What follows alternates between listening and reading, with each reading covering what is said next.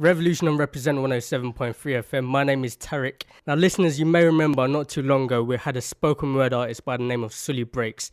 Came down, dropped a live session, and a lot of you were excited about that. I was excited this morning when I opened up a package, had no idea what it was. Opened it up, put it in the player, pressed play, and it totally blew me away. It's his brand new piece from his brand new The Dorm Room EP. I'm going to have to let spoken word do what it does best and let it speak for itself. Brand new Sully Breaks.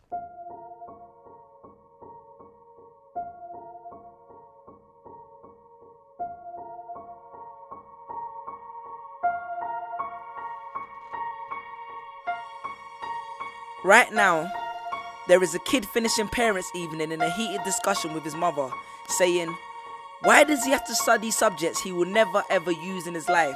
And she will look at him blank-eyed, stifle a sigh, think for a second, and then lie. She'll say something along the lines of, you know, to get a good job you need a good degree, and these subjects will help you get a good degree. We never had this opportunity when I was younger. And he will reply, but you were young a long time ago, weren't you, mum? And she won't respond, although what he implies makes perfect sense, that society's needs would have changed since she was 16. But she will ignore him, grip his hand more sternly, then drag him to the car. But what she doesn't know is that she didn't ignore him just to shut him up. She didn't lie because they were just returning from parents' evening and an argument in the hallway would look bad on her resume. She won't lie because she's just spent the last 1 hour convincing a stern-faced teacher that she will ensure that her child studies more at home.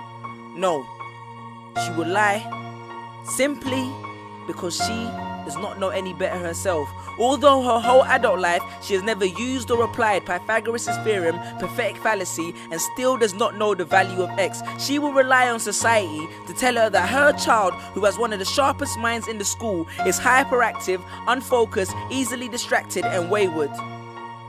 Students, how many equations, subjects, and dates did you memorize just before an exam never to use again? How many A grades did you get which were never asked for when you applied for a job? How many times have you remembered something 5 minutes just after the teacher said stop writing, only to receive your results 1 month later to realize that you were only 1 mark short of the top grade? Does that mean remembering 5 minutes earlier would have made you more qualified for a particular job? Well, on the application form it would have. We all have different abilities, thought processes, experiences and genes. So why is a class full of individuals tested by the same means?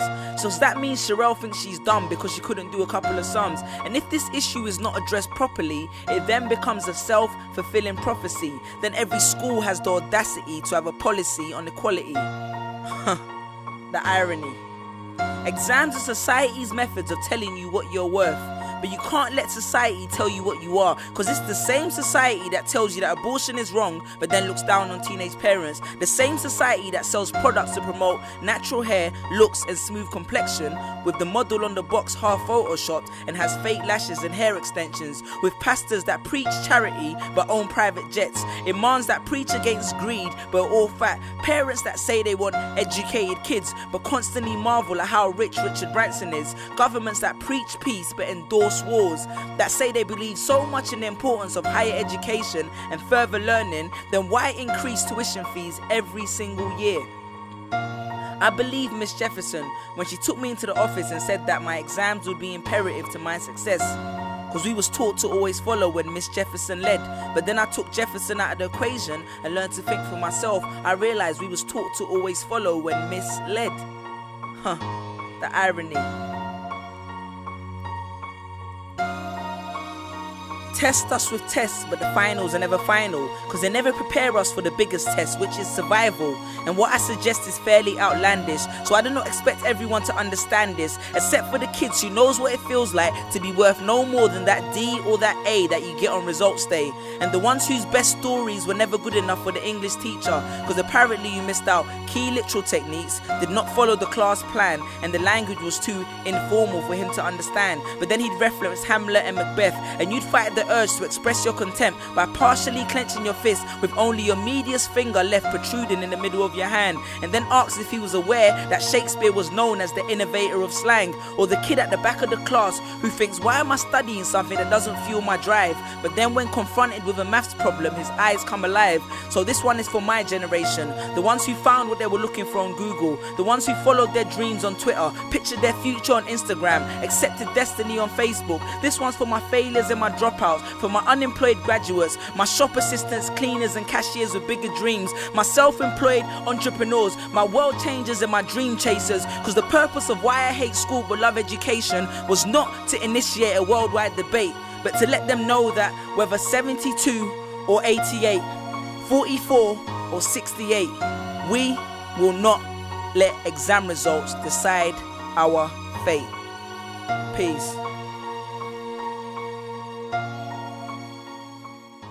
Just these pictures on my phone, sitting all alone, visualizing home.